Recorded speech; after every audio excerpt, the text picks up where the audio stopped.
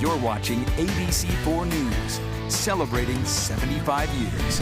Thanks for staying with us. After a lengthy legal battle, the public is finally getting a first look at former President Donald Trump's tax returns. Washington, D.C. correspondent Raquel Martin has more. Good evening. Well, these tax filings include never-before-seen details about the former president's personal and business finances over the course of 6 years. Now, congressional Democrats push to make this information public. It comes at nearly 6,000 pages. Thanks to House Democrats, former President Donald Trump's once secret finances are on the front page. 3 of those 6 years, the president paid less than $1,000 in taxes. 1 year, he pays zero. Congressman Don Beyer is one of the House Democrats who voted to publish Trump's 2015 to 2020 federal tax returns. Trump is the first president since Richard Nixon not to release them on his own. This is the most important person in the world, supervising the largest expenses in the world. So you want to make sure that there aren't conflicts. Republican geopolitical strategist Rena Shaw says the tax documents give Americans just a glimpse of the former president's finances. Good snapshot of how Trump took advantage of the American tax code to benefit himself, his family, his businesses. But does it give the fullest, clear picture? I'm not quite sure. The documents revealed Trump held bank accounts in China, the UK, and Ireland during his first couple of years in the White House. It avoided U.S. taxes by claiming credits for taxes he paid on overseas business ventures. Trump attacked the release of his tax returns. In a statement, he says, quote, "The Democrats should have never done it. The Supreme Court should have never approved it. And it's going to lead to horrible things for so many people." Retiring House Republican Kevin Brady warns, Democrats on the Ways and Means Committee have unleashed a dangerous new political weapon. Republicans will take control of the House when lawmakers return to Washington next week. They've already vowed to launch their own series of investigations into Democratic figures. For now in Washington, Raquel Martin, back to you. All right, thank you, Raquel. And now to the latest on severe weather across the country heading into the holiday weekend. Historic and deadly winter storm paralyzed Buffalo, and now with temperatures climbing, the region on flood alert with rain in the forecast. The state standing by with about 800,000 sandbags, a messy start to the new year. 11 states are under some kind of storm alert impacting the West. Treacherous driving conditions in Colorado. More than 24 cars were involved in a pileup outside of Denver, causing I-70 to shut down for almost 10 hours. It is now open, but crews are stationed for closure if weather worsens. Time now for Utah's most accurate forecast with Thomas Geboy. Weather rates certified 11 years in a row. All right, and back here at home, what can we expect for this weekend? We're all wondering to ring in the new year, Thomas. Yep, for our Saturday, it's valley rain and mountain snow with heavy mountain snow. And then as we go into Sunday, the forecast gets a little trickier because a cold front is going to start to bring in colder air, and we could see that rain transition back to snow in our valleys going into our Sunday. But one thing will be constant, and that is mountain snow, and we are seeing that right now at Snow Basin. This was cleaned a little bit earlier this evening, already up to an additional few inches of snow, but that snow is more or less coming down sideways at this point.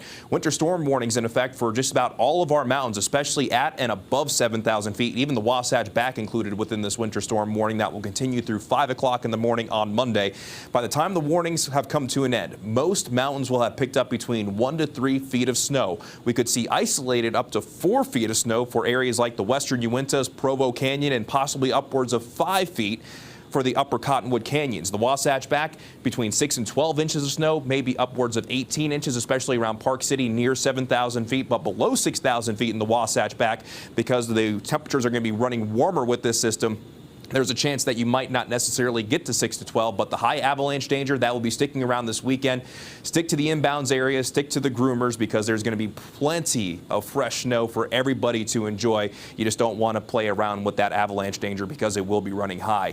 Here's the view in Lehigh. We got wet roadways as we're seeing valley rain and mountain snow in northern Utah, but the one place in the valleys that we are seeing snow is Logan because it's at 33 degrees, but along the Wasatch Front, mid to upper 30s with low 40s in Salt Lake City, while St. George is sitting at 41. And speaking of St. George, it's not being picked up on the radar. Very low deck of clouds we are seeing at least a little bit of rain in St. George, with the temperature sitting at 41 degrees, so a soggy night across the southwest desert. The bulk of the moisture is in northern Utah, but we're still seeing moisture surging into southern Utah, so we're going to hold on to the chance for wet weather no matter where you are tonight, and that's going to continue into tomorrow. We might get a little bit of a break in the overnight and first thing on Saturday, but things will ramp up even more Saturday afternoon and Saturday night. It's a beautiful thing to see. Got the atmospheric river set up from the Pacific, and you have this trough coming in from the Pacific. That's going to drag a cold front along with it, and that's going to help even more shower activity going from our Saturday night into our Sunday. Let's go ahead and begin the Futurecast. 11 o'clock tonight in the Futurecast showing valley rain and mountain snow continuing through tomorrow. A warm front will be lifting north tomorrow, and that's what's going to help keep that snow line so high through tonight into tomorrow. The best chance during the first half of the day will be in the northern two-thirds of the state with an isolated chance down south. Then as we go from Saturday night, ringing in the New Year's, valley rain and mountain snow likely across most of the Beehive State, so plan accordingly if you're going to be out on the roadways. But going from Saturday night into Sunday morning, as that cold front starts to move through, the colder air will start to move in, and with the moisture likely sticking around, we'll start to see that valley rain become valley snow, especially in northern Utah, and there is going to be the chance we could see some accumulations. Still unclear, it just depends on how much moisture is left, but if we have a decent amount of moisture, we could see more than a couple of inches along the Wasatch Front. Here's the breakdown of it as we go through tonight. Mainly valley rain and mountain snow, but we're already seeing snow in Cache Valley, so we'll likely see more of that through tonight. For our Saturday, valley rain and mountain snow expected, with the snow line in northern Utah being at and above 6,000 feet, while in southern Utah it's going to be at and above 7,000 feet. Then on Sunday, valley rain transitions back to snow with the colder air arriving, and accumulations will be a possibility, even all the way down into Iron County. For St. George, this is mainly just going to be rain. And here's a look at the Futurecast precipitation through Saturday afternoon. Again, not really seeing that much down in our valleys, but as we get from Saturday night into Sunday, you can start to see that chance for accumulations in our valleys. And this particular Futurecast pointing more than 4 inches of snow in Salt Lake City. So that chance will be there, but at the end of the day, the system is going to deliver a lot of water outside of the chance of snow, and possibly we could see more than an inch of water along the Wasatch Front. Tomorrow, those daytime highs running about 5 to 10 degrees above average, 46 degrees for Salt Lake, 40 degrees in Logan. We'll see a daytime high of 54 in St. George, and then that colder air will be arriving on Sunday throughout the day. But in St. George, those daytime highs for both Saturday and Sunday should be in the low to mid 50s, but then we'll see those daytime highs drop into the 40s with the overnight lows close to freezing Monday into Tuesday. Maybe a slight chance early on Monday, with a better chance arriving by the end of next week. Then along the Wasatch Front, valley rain and mountain snow tomorrow. Rain likely transitioning over to snow for our Sunday for our New Year's Day. A slight chance early on Monday, calmer Tuesday into Wednesday, then bringing back a good chance for rain and snow Thursday into Friday.